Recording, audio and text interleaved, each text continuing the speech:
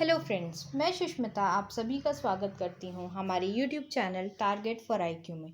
आप हमारी वीडियोस की पीडीएफ फाइल के लिए हमारा Telegram group target for IQ join कर सकते हैं। दोस्तों, आज की इस वीडियो में हम पढ़ने जा रहे हैं 17 अप्रैल 2021 के डेली करंट अफेयर्स। तो आइए आज की हमारी पहली न्यूज़ देख लेते हैं।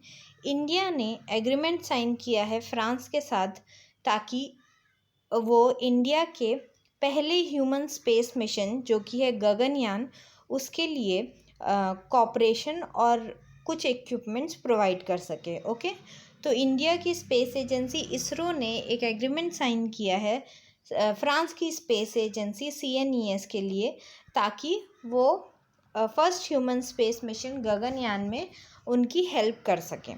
इस एग्रीमेंट के अंदर CNS हमें वो इक्विपमेंट प्रोवाइड करेगा जो कि फ्रांस के द्वारा डेवलप किए जाएंगे और वो टेस्ट और स्टिल वो ऑपरेट कर रहे हैं इंटरनेशनल स्पेस स्टेशन में।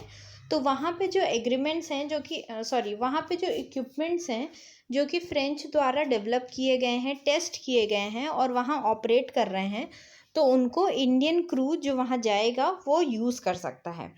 ओके, देन उसके बाद फायर प्रूफ कैरी बैग भी सप्लाई किए जाएंगे ताकि इंडिया के जो इक्विपमेंट्स स्पेस में जा रहे हैं उन्हें उन कैरी बैग से कवर किया जा सके ताकि वो शॉक्स और रेडिएशन से बचे रहें।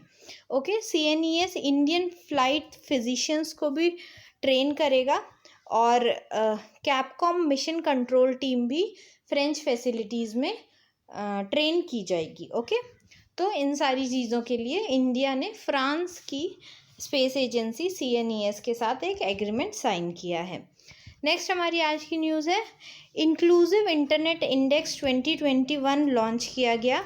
किसने लॉन्च किया? Economist intelligent unit in partnership with Facebook. Okay, तो इन दो एजेंसीज़ ने मिलकर के इंक्लूसिव इंटरनेट इंडेक्स 2021 लॉन्च किया है, जिसके हिसाब से ये देखा जाएगा कि उस कंट्री में, मतलब कंट्री को मेजर किया जाएगा कि उस कंट्री में इंटरनेट की अवेलेबिलिटी कितनी है, वो कौन कौन से, उस कंट्री के कौन कौन से रीजन में इंटरनेट अवेलेबल है और अफोर्डेबल भी है। ओके, और कैसे वहाँ के लोग वेब, मतलब वर्ल्ड वाइड वेब का इस्तेमाल कैसे करते हैं, ये सारी चीज़ों पे ये रैंकिंग दी गई है। तो इंडिया की रैंक इस रैंकिंग में है 49th। ओके, और ये 49 स्पॉट जो है वो इंडिया और थाईलैंड दोनों को दिया गया है। इसमें 120 कंट्रीज़ का सर्वे हुआ था और ओवरऑल इंडेक्स स्कोर जो है वो 4 पैरामीटर्स पे बेस्ड है। सबसे पहला अवेलेबिलिटी, कि इंटरनेट की अवेलेबिलिटी कैसी है उस देश में। अफोर्डेबिलिटी, कि कितने लोग अफोर्ड कर सकते हैं इंटरनेट यूज़ करना उस देश में। रेलेवेंस, मतलब इंटरनेट किस रेलेवेंस में यूज़ किया जा रहा है, कैसे उसका लोग यूज़ कर रहे हैं, वो उनकी लाइफ में कुछ रेलेवेंट है या नहीं, तो इस पे भी मापा गया है। और उसके बाद रेडीनेस मतलब कितना उसको लोग यूज़ करके किसी चीज़ के लिए तैयार हो रहे हैं या कितना वो यूज़फुल है किसी व्यक्ति के लिए इंटरनेट, इस पे भी मापा गया है। ओके, टॉप 5 कंट्रीज़ देख लेते हैं कौन कौन सी है। पहली है स्वीडन, दूसरी है यूनाइटेड स्टेट्स, तीसरी है स्पेन, चौथी है ऑस्ट्रेलिया और पांचवी है हांगकांग। ओके, तो आपको फर्स्ट कंट्री बस याद रखनी है जो है स्वीडन, और इंडिया का रैंक याद रखना है 49th। और किसने इसको रिलीज़ किया है वो आपको याद रखना है, तो वो है economist intelligence unit in partnership with Facebook. Okay, next हमारी आज की न्यूज़ है, मराठी फिल्म पुगलया को best foreign language feature film का अवार्ड मिला है मॉस्को इंटरनेशनल फिल्म फेस्टिवल में। ओके, तो ये फिल्म डायरेक्ट और प्रोड्यूस की है विनोद सैम पीटर ने। अब्राहम फिल्म्स प्रोडक्शन के अंदर ये फिल्म प्रोड्यूस की गई है और ये फिल्म अभी तक इंडिया में रिलीज़ नहीं हुई है, बट आपको नाम याद रखना है। मराठी फिल्म पुगलया को best foreign language feature film मिला है मॉस्को इंटरनेशनल फिल्म फेस्टिवल में। ओके, नेक्स्ट हमारी आज की न्यूज़ है, अमेज़ॉन ने लॉन्च किया है $250 मिलियन, मतलब कि 1873 करोड़ का वेंचर फंड, जिसका कि नाम है अमेज़ॉन संभव वेंचर फंड। ये किस लिए लॉन्च किया गया है? ये ऐसे स्टार्टअप्स और एंटरप्रेन्योर्स में इन्वेस्ट करने के लिए अमेज़ॉन ने लॉन्च किया है, जो कि basically small and marginal enterprises पे फोकस किया जाएगा और उन स्टार्टअप्स पे ये पैसा लगाया जाएगा जो कि नए नए इनोवेटिव आइडियाज़ के साथ एग्रीकल्चर के फील्ड में, मतलब एग्री टेक इनोवेशंस में जो काम कर रहे होंगे स्मॉल एंड मीडियम एंटरप्राइजेस, उनमें ये पैसा इन्वेस्ट किया जाएगा। ठीक है, तो इनकी इस वेंचर फंड की, मतलब अमेज़ॉन संभव वेंचर फंड की 3 प्रायोरिटीज़ होंगी। सबसे पहले तो जितने भी small and medium businesses India में चलते हैं उनको सबको डिजिटलाइज करना। ओके, उसके बाद जो इनोवेशंस एग्री टेक इनोवेशंस में हैं उनकी प्रोडक्टिविटी को फार्मर्स तक पहुंचाना और उनकी रीच को ज़्यादा से ज़्यादा लोगों तक पहुंचाना, ये होगा दूसरा उसका की प्रायोरिटी। और तीसरी उसकी की प्रायोरिटी होगी कि हेल्थ टेक में, मतलब हेल्थ और टेक्नोलॉजी को मिला करके लोगों को यूनिवर्सल और क्वालिटी हेल्थ केयर प्रोवाइड करना। ओके, तो ये बहुत ही अच्छा काम करने जा रहा है अमेज़ॉन, तो उसने लॉन्च किया है अमेज़ॉन संभव वेंचर फंड। ओके, नेक्स्ट हम आते हैं वर्ल्ड वॉइस डे मनाया गया 16 अप्रैल को। ये ग्लोबली मनाया जाता है। क्यों मनाया जाता है? ताकि वॉइस जो कि जिनके पास होती है वो लोग उसका इम्पोर्टेंस नहीं समझते, इसलिए उसका इम्पोर्टेंस लोगों की डेली लाइफ में कितना ज़्यादा है, इस चीज़ को डिमॉन्स्ट्रेट करने के लिए ये दिन मनाया जाता है।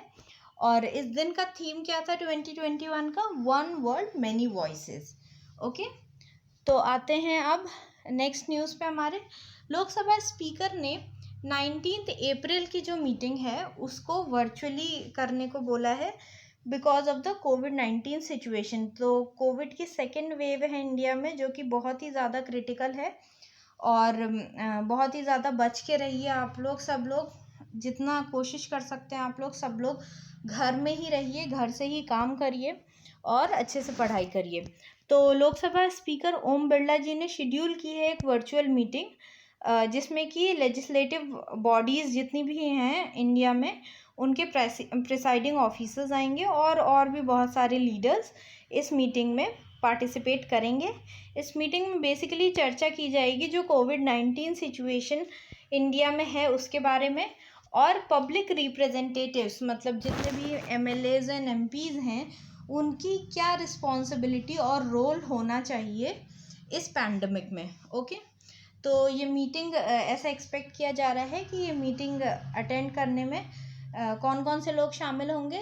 तो union minister of parliamentary affairs Prahlad Joshi और ऑपोजिशन के भी कई लीडर्स होंगे और स्टेट लेजिस्लेचर्स के प्रिसाइडिंग ऑफिसर्स भी होंगे। ओके, और आप सभी को जैसे कि पता है कि सिंगल डे में highest number of cases India में रिपोर्ट किए गए हैं कोविड के, तो इसीलिए मैं कह रही हूँ कि आप सभी लोग प्लीज़ घर के अंदर ही रहिए और सिचुएशन बहुत ही ज़्यादा क्रिटिकल है हर मेजर सिटी में, जैसे कि लखनऊ हो गया, भोपाल हो गया, हर जगह सिचुएशन बहुत ज़्यादा क्रिटिकल है।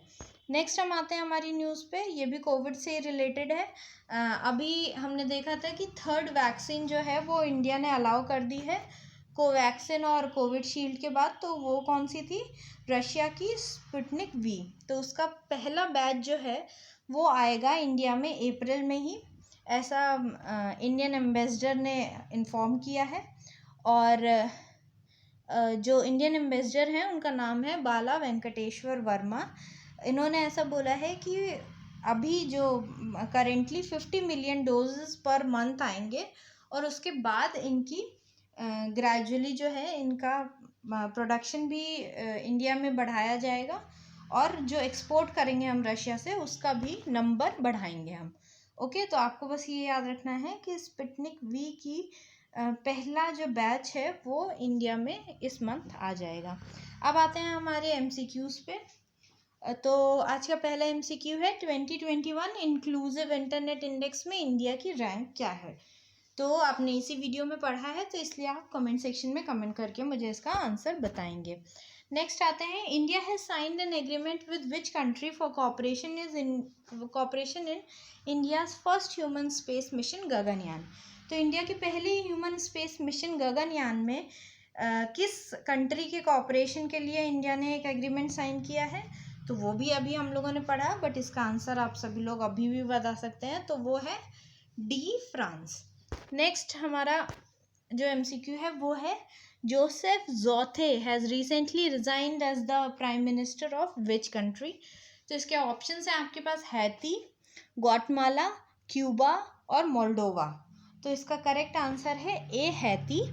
Prime minister of Haiti Joseph Jouthe, उन्होंने अभी रिज़ाइन किया है। क्यों रिज़ाइन किया है? क्योंकि हैती में अनरेस्ट की सिचुएशन बहुत ज़्यादा बढ़ गई थी, क्योंकि लोगों की किडनैपिंग और किलिंग पिछले कुछ दिनों में बहुत ज़्यादा हो रही थी, जिसकी वजह से लोगों का आक्रोश जो है वो गवर्नमेंट पे निकल रहा था। उसकी वजह से अनरेस्ट बहुत ज़्यादा उस कंट्री में बढ़ गया था, तो इसलिए वहाँ के प्राइम मिनिस्टर ने रिज़ाइन कर दिया। ओके, तो आज की वीडियो के लिए बस इतना ही।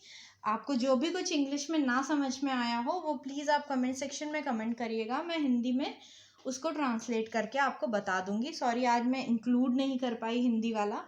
और अगर आपको ये वीडियो अच्छी लगी हो तो प्लीज़ इसको लाइक करें, अपने दोस्तों के साथ शेयर करें, और कमेंट सेक्शन में मुझे कमेंट करके ज़रूर आप पूछ लीजिएगा कोई भी अगर आपके डाउट हो तो। Thank you so much.